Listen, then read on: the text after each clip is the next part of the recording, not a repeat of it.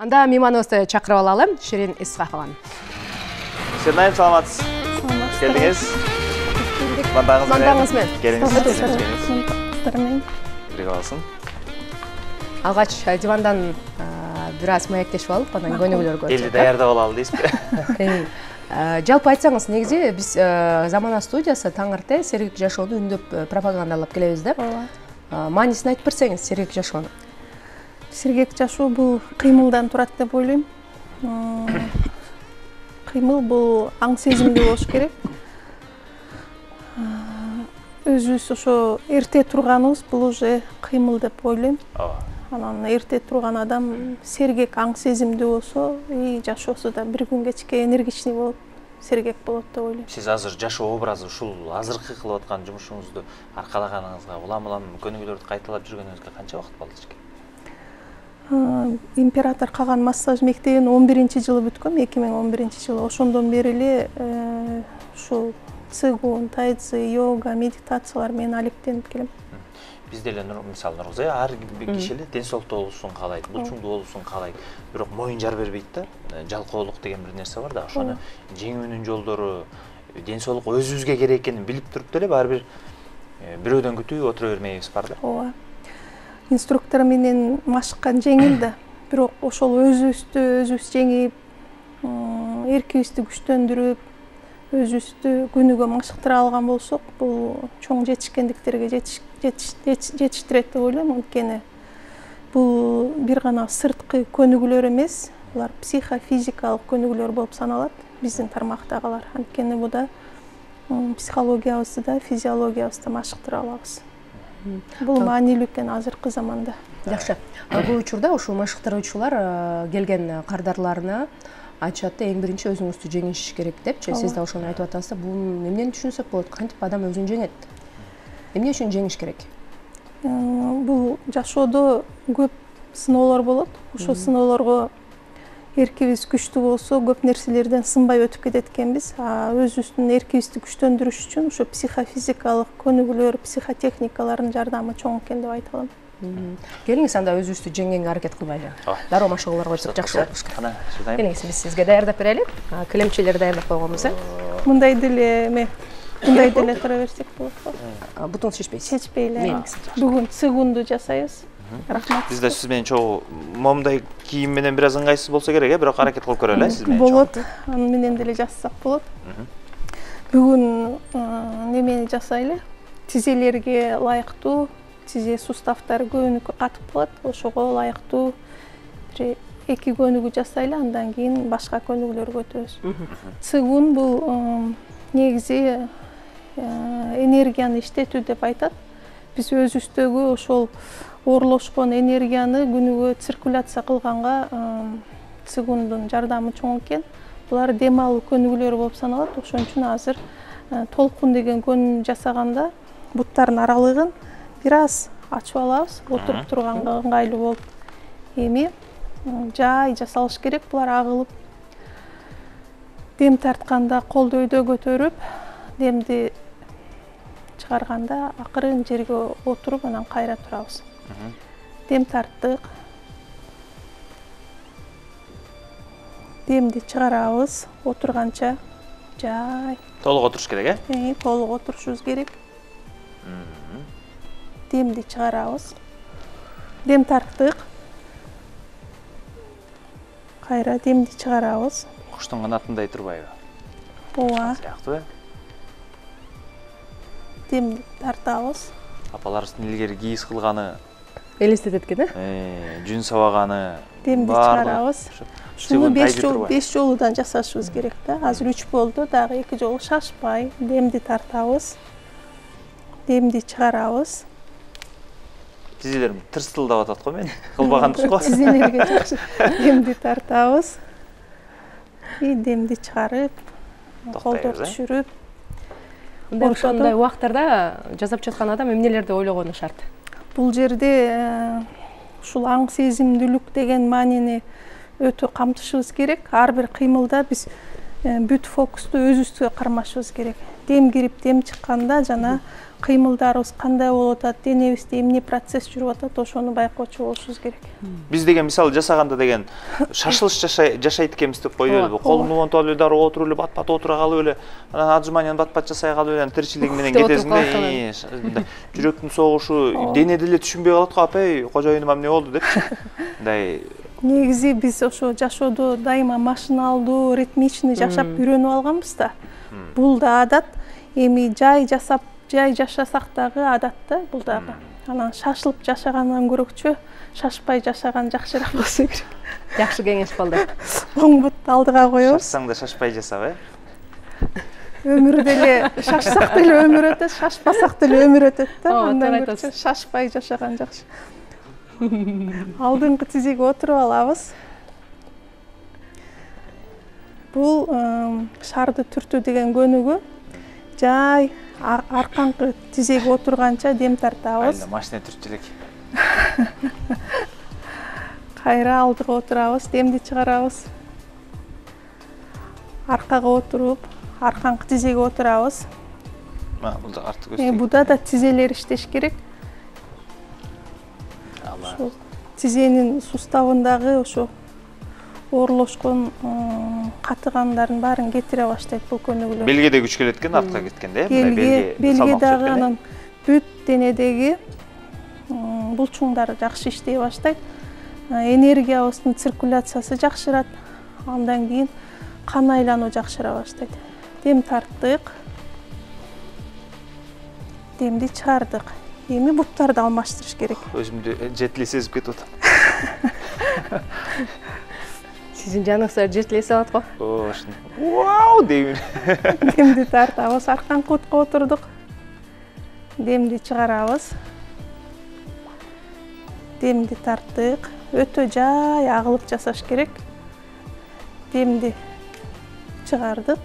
Дагы бир жолу жасап коебуз. Демди тарттык. Ана демди чыгардык. Эс алып туруңуздар. Дем албай эле жасап койдум окшойт, түшүнбөй эле калдым өзүм. Биринчи жасаганга го демек көнүп каласың, жасай берсең, Жасай берсек көнүп калабыз. Анан бул көнүгүүлөр өтө жай жасалгандыктан комплекс жасаганда бир ондой көнүгүү болот. Ичинде бир 2 километр же 5 километр жерди жүгүрүп келгендей эле болобуз да. Эффект ошондой эле болот. Эгерде альтернатива азыр жакшы айттыңыз да, балким бул көнүгүүлөрдү жасап, же ыгын таппай, туура эмес жасап койсо деле туура эмес натыйжа болуп калышы мүмкүн. Ошон үчүн басып койгон же чуркап койгон натыйжасы жакшыраак болобу, кандай болот? Жок, ал чуркагандын натыйжасы бөлөк, цигундагы жасагандагы натыйжа бөлөк да. Бу да психофизикалык көнүгүү болгондуктан биз психологиясы да жаткыртпайбызбы? А жүгүргөндө биз көбүнчө физиологиябызды жатыктырабыз да.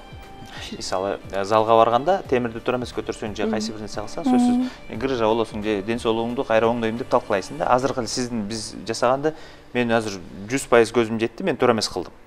Себеп мен көнгөн эмесмин. Муну туура жасаш керек, анткени бул агылып жасалганы менен муну дагы дем алууну кадимкидей естественный кылбаса, күч келтирип алсак, туура эмес эффект берет. Дем алуу көнүгүүлөрдө ошол дем алууга абдан көңүл бурушубуз керек. Мына ошол көнүгүүлөрдү кимдерге сунуштайт элеңиз? Бул бүт эле адамдарга сунушталынат, жана залга келгендер көбүнчө, бирок 50 жаштын тегерегинен өйдөрөөк жаштагы курактагылар келип машыгат да, анткени буда жан кыйналбайт. Жүгүрүп, монтип машинальный эчтеке жок. Буда жай жасалган үчүн жагымдуу да. Демек жаш моундар өтө алымсынбайт экен да, демек, мындай же моюн сунбайт балким, же кылса зыяны болбойт. Бул чыдамкайлыкты аябай машыктырат, ошо сабырдуулук керек. Сабырдуулукту да машыктырат, анан жаштар действительно аларга мындай батыраак жасаган. Жаштар чынында эле баягы биз шашып жүрөбүз го. Кайсыл жака барсак дагы шашып, анан бизге дагы мындай көбүнчө ушундай шашкан көнүгүүлөр, фитнес, тренажер барышат окшойт да жаштар. Анан сиз айткандай ошо 40-тан 50-гө жакындап, 50-ден ашкандар ушундай көнүгүүлөр алардын баягы тулкуу оюна да туура келет болуш керек. Кээ бирөө мындай тез кыймылдар болбойт да, улгайган жаштаргачы. Аларга ушундай жай жасалган көнүгүүлөр ден соолугуна пайда көбүрөөк алып келет да. айылга барып калдык, анан тайкебиз сыркоолоп калган экен. Атам барып бир аз олтуруп, "Кой эми биз туралы" десем, "Каяка шашасың? Канчага чыктың?" деп, "60ка чыктым" десе, "Эми каяка шашасың" деп урушту да. Ошол сыяктуу мындай эртең деп атып эле өмүрлөр өтүп кетет. Өзүбүздүн ден соолугубузга кам көрбөсөк, ооба. Эртерээк спорт менен машыгып, эртерээк сергек жашоо образы менен алектенген жакшыраак деп ойлойм. Анткени жаш улгайган сайын оорлошкон адамдарды көп көрүп атам. Анан ошол мойнубузду жар бердирип эле башташ керек. Азыр бизге мындай эң жеңил көнүгүүлөрдү көрсөттүңүз болуш керек, Ооба. Ушул циклда ондой көнүгүү бар деп жатасыз да. Ондой көнүгүүнү баягы канча убакытта өздөштүрүп алат сизге барган кардарлар? Эми ар бир адамдын өзү жөндөмүнө жараша да. Мисалга бирөө 1 айда эле үйрөнүп алат, бирөө 2-3 айда үйрөнөт. Кээ бирөө жагып калып 9 ай каттагандар деле бар залгачы. Ар бир адам өзүнүн жөндөмүнө жараша. Бир комментарийлерди да окуп калдым эле да, сиздин интернетте сабактарыңызды көрүп. Көп адамдар ошо сизге баргандан кийин жашоосу өзү өзгөргөнүн дагы көп айтышат. Практикаңызда ошондойлор барбы? Бар. Анткени көпчүлүк адам көз карашын сырт дүйнө менен байланыштырып алып эле ошо сырттан көп нерсени издеп жүрө берет. Мисалга бакытты, сүйүүнү, жыргалды, тынчтыкты, бирок ошонун баары адамдын ичинде камтылган. Эгер адам ошону аңдап сезип ичинен таап алса, жан дүйнөсүнө тынчтык орноп, анан баягы сырттан издеген нерсенин баарын өзүнөн иштеп жүрүп таап алгандан кийин мындай жан дүйнөсү эргип, тынчтыкка келип, анан рахмат айтып кеткендер көп, өзгөрдүк депчи. Биз өзүбүздү унутуп жашаган экенбиз, биз өзүбүздү эстедик деп ыраазычылык билдиришет көбү. Материалдык каркы беркилерге сүйөнүп алып, мисалы ата-бабалардын сөзү деле ошо сиз айткандай барга көппү, жокко чөкпү деген сыяктуу, өзүбүздүн баарыбызга шүгүр деп тоо дегенде, анан өзүбүздү тапкан болобуз го деп ойлоп атам да. Бактылуулук бул жүрөктүн тынчтыгында деп атпайбы? Жүрөгүң тынч болсо, эч нерсеге камырабасаң, санасы жок сары сууга семирет болуп.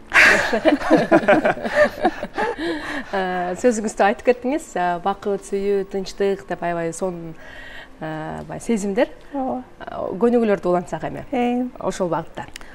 Азыр эми биздин омуртка көп чоң ролду ойнойт организмибизде. Эми ошо омуртканы ийкемдүү кылганга көнүгүүлөрдү жасайбыз.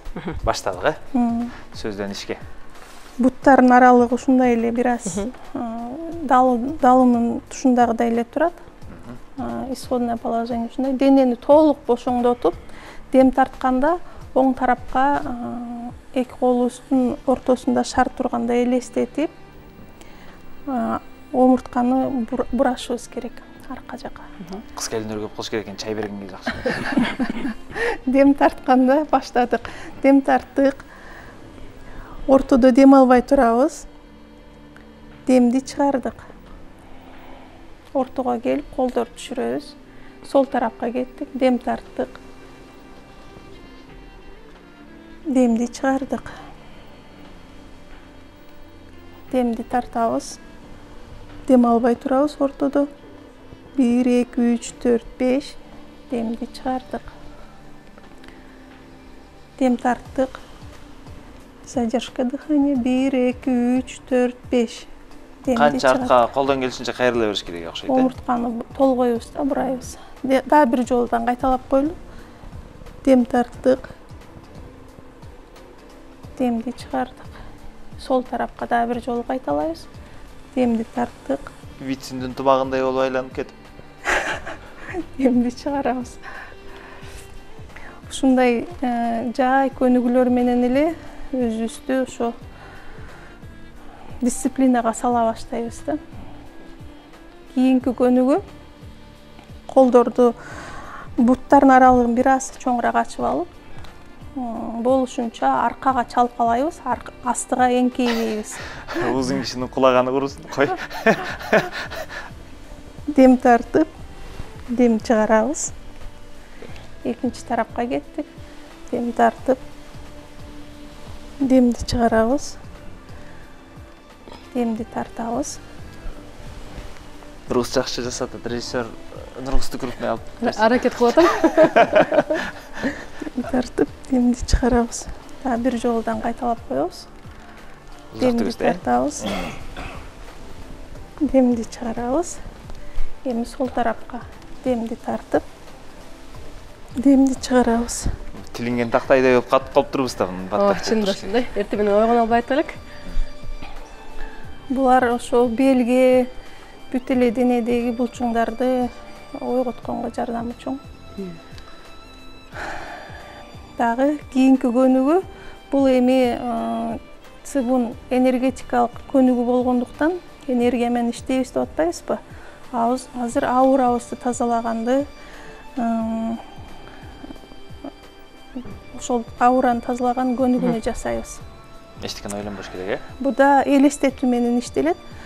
Айды көтөрүү деген көнүгүү алдыбызда көп туп-тунук сууну элестетип, ошодо толгон айдын көлөкөсү түшүп турганын элестетебиз. Эми дем тартып, дем чыкканда ошолорду жасай баштайбыз. Ай көрүнүш керек, Элестетебиз. Эмне билип Көрүнгөндө айтып койчуңуз.